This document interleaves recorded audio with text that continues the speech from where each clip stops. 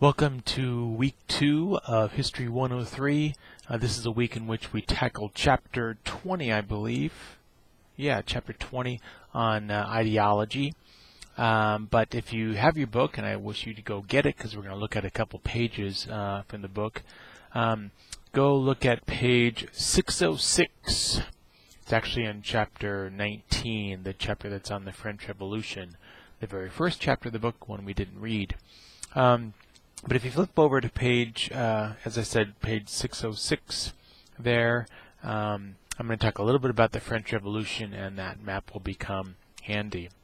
So when you think about what's going on in the 19th century in Europe, arguably you can say most of what the 19th century is about, at least politically, is a response to the French Revolution. French Revolution is a revolution that happened in France in the 1790s. Simply, it's members of the middle class who decide that they're sick and tired of monarchy and political powerlessness, and they decide to revolt and get rid of the monarchy and create a democratic republic. It's not just a political revolution, though. It's very much a social revolution. So instead of members of the aristocracy being at the top of the class hierarchy and the middle class is, it's also a cultural revolution. They redefine time, right? As well, many of the churches, Catholic churches, are turned into churches of reason, where they celebrate reason. And it's a geographical revolution as well. So quite the revolutionary moment. Of course, it is not successful because in the late 1790s, the revolution falters, and a man by the name of Napoleon, right, Bonaparte, comes in and takes over the reins of the republic, gets rid of it, and creates an empire where he is the emperor. And on page 606 there, you can see the empire that he creates. And basically, all the colored territories that you see there, except for the kind of yellowish Ottoman Empire, those are all dependencies, countries that are allied with Napoleon's France, with the empire. And it's quite the empire. I mean, basically comprises all of Western Europe, Spain, France, not United Kingdom, not Great Britain, but Austrian Empire, Prussia, those areas. So quite the empire. So this chapter that we're reading this week, chapter 20, begins with Napoleon has fallen, he's lost, he's been banished, all right, to St. Helena Island off the African coast, and now the great powers of Europe come together to put Europe back together again, basically to get rid of the empire, all right, because even though Napoleon had conquered these places, it was a forced conquest. It wasn't as though these were individuals, countries that welcomed Napoleon's empire. Right? It's very much a empire of conquest. So when these individuals got back together in 1815 in the Congress of Vienna, they sought to dismantle the empire, and that's what they did. And if you flip over to page 655, one of the first pages in the chapter that we're reading, you can see the reconfigured Europe, which is kind of back to how it was pre-French Revolution. So you've got your Kingdom of Portugal, Kingdom of Spain, Kingdom of France, of course the UK is there, the Austrian Empire, and Prussia. So half a dozen major powers. And they sought to both restore the power and dominance of monarchy. Right? France, after the empire, goes back to being a monarchy. Does not go back to being an empire. Does not go back to being a republic. All right, a democratic republic. It returns to monarchy. So they sought to restore the monarchies throughout Europe. As well, they wanted to create kind of a balance of power. The idea was that Spain, France, United Kingdom, Prussia, and the Austrian Empire were more or less equally powerful militarily and economically. And so the idea was that the hope was that they wouldn't war against one another. And if there was one aggressive country, the idea was that the other countries would combine together to counter the aggression. So the Kingdom of France decides to aggress against Great Britain. The idea is that Spain, Prussia, Austrian Empire would counter that aggression. So the kind of idea of the balance of power. And as it turned out, it was actually very, very successful. There isn't a major war among these nations until World War I, which is 1917. So basically, they had a century of relative peace.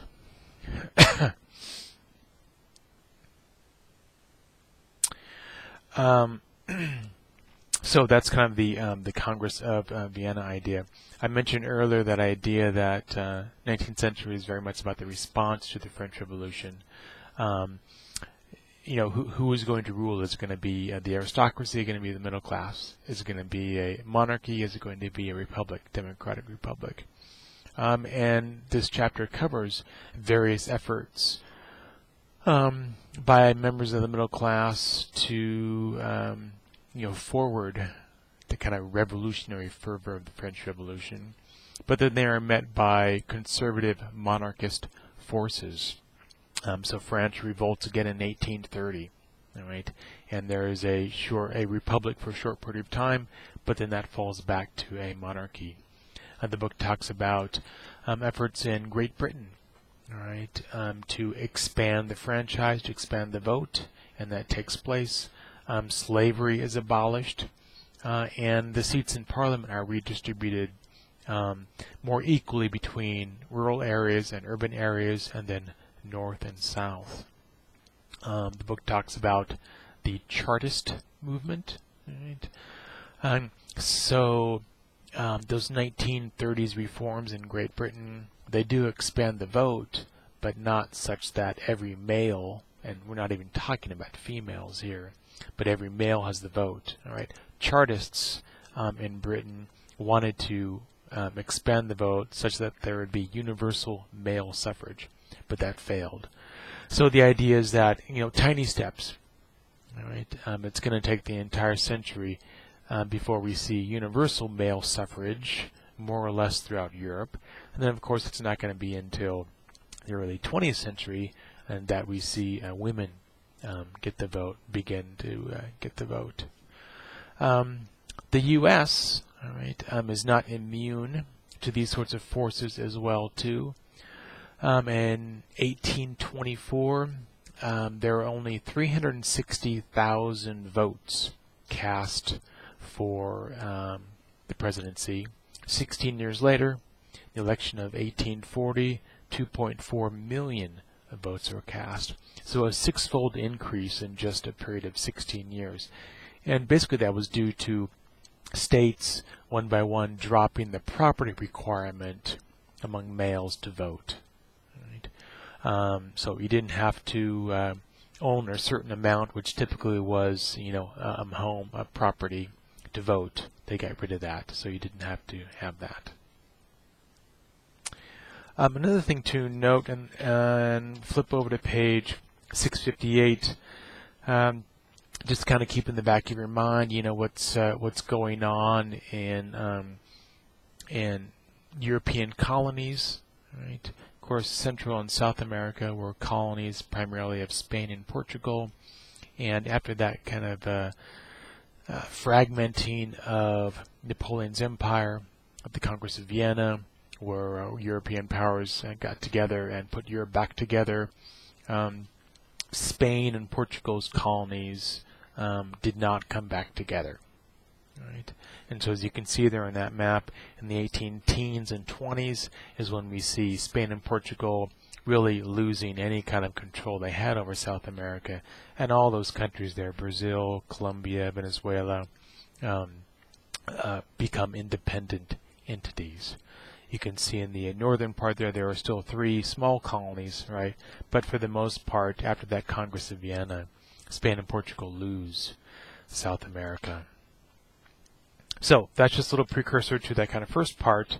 But most of what you're going to be studying and writing about is the rise of ideology.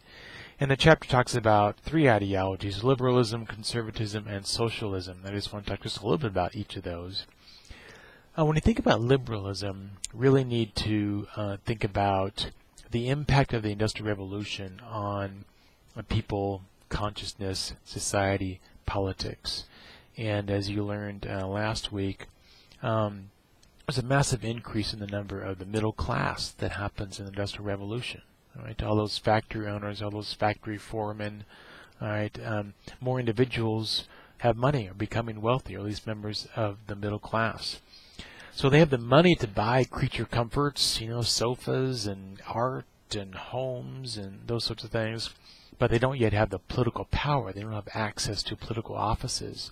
And so that's one of the things that members of the middle class and liberals, all right, pursue, are those sorts of efforts to gain representation, to push for their political interests in the political system. They embrace John Locke's Enlightenment idea of the protection of life, liberty, and property. So liberals believe that the primary goal of government should be the protection of life, liberty, rights, and property. You can imagine in a monarchy, which the monarchy is aligned with members of the aristocracy and the middle class is small, right? You can imagine that a member of the aristocracy decides to, for whatever reason, right, confiscate property of a member of the middle class, and that person may have not very much due process, all right, not much power, all right, to pursue some sort of remedy to that, all right? The king is against him, members of the aristocracy are against him. So this kind of Lockean idea is that the primary goal of a government, that's government that serves the people, is to protect the people's life, liberty, and property. So a key kind of principle of liberalism. You might imagine that liberals also appreciate a laissez-faire stance towards business. Right? So these are new business owners, right? New commerce is growing during the 19th century. And members of the middle class didn't want government meddling in all of that. So liberals, all right, pursued laissez-faire sort of a stance towards the economy. Liberals, however, were not Democrats. Right? These are individuals who they wanted better representation for their class, right, so that they could at least compete equally, if not surpass the power of the members of the aristocracy. But they can count. All right? They understand that there are far more members of the poor and working class than there are of the middle class and upper class combined. So they have no interest in expanding the vote all the way down to the working class and the poor. All right? So these members are not Democrats. All right? Limited franchise is what they're pursuing. So that's liberalism. So conservatism, we really don't have any 19th century conservatives today here in the United States. All right? There are going to be some in Europe. And that's primarily because 19th century conservatives were monarchists. They were royalists. Right? Throughout the 19th century, monarchy dominates in Europe. Right? So it makes sense that those individuals who prized the form of government that had dominated in Europe for centuries and centuries and centuries would be conservatives. Right? Now, a monarchy could be limited in some way with the Constitution, which we see in the United Kingdom. All right? But in the end, it's a monarchy is the most important and best form of government to these conservatives. Conservatives also prize tradition. Right? There's that a primary source on page 667 by Edmund Burke, a great critic of the French Revolution. And the idea behind tradition is that, I guess, two things. One is that, institutions of government, of politics, social institutions that have been around for centuries and centuries, well, there's a reason why they have had such longevity. Right? It's because they must be good for humans and for peace and for productivity. And so, who are you, a conservative might ask, know your wisdom, right, to think that you can, totally re-engineer a society by writing a constitution and some kind of laws, all right? Why don't we just stick with what has more or less worked for centuries, right? Maybe we need to tweak it a little bit, right? But who are you to be so bold to put aside the traditions that had guided humans for so long? So, another kind of plank of tradition. Not that they were totally against change. If there was going to be some kind of political or social change, it did need to be slow, all right? And of course, pass through the process. Conservatives were definitely not supporters of revolutionary change, right?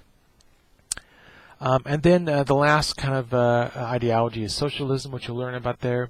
Most people, when they think about socialism, they think about Karl Marx, and there is a lengthy section there about Karl Marx, the kind of great theoretician of socialism and communism.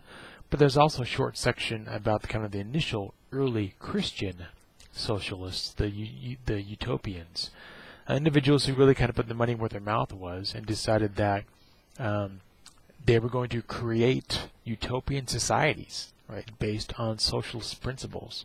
I mean, you may not agree with the principles, but at least these are individuals who decide that they're going to actually, act on those principles. So be sure and look through those, and you might actually find that these are kind of noteworthy, worthwhile individuals and efforts. But do read the section on Karl Marx as well, too, since most people associate Karl Marx with communism. The book doesn't really differentiate in kind of an easy, memorable way between socialism and communism. I think most people today kind of equate the two, but they aren't different. Socialism is more of a transitional stage between capitalism and communism. It's a stage in which the workers kind of take over government and the economy, all right, to pursue their interests. Since the working class represent at least half of the population, the idea is that this is going to be more equitable government and economy. And then communism is that kind of next step in which the mode of production, the economy, the state serve everybody equally. So kind of a simple kind of difference between socialism and communism. Last thing is the very last item you'll see on week 2 is a voluntary exercise called the political compass. And if you're wondering what your ideology is, are you an anarchist? Are you a libertarian? Right? Are you a communist, socialist, whatever? You can answer these questions. I think there may be about a dozen or so, and you can find out what your ideology is. And after you do that, you'll get this. Let's see if I can show you mine. Here we go. This certificate, the political compass, and it'll give you the quadrants here and where you lie in those quadrants. So I'm over here in the libertarian area, right along with Mohandas Gandhi and Nelson Mandela. All right, I'm not over with Fidel Castro, nor Sarah Palin, nor Barack Obama. All right, so it's kind of a fun thing. Take some time, find out what your ideology is, and yeah. So we just have the quiz and the paper to write this week. So enjoy, and catch you at the end of the week.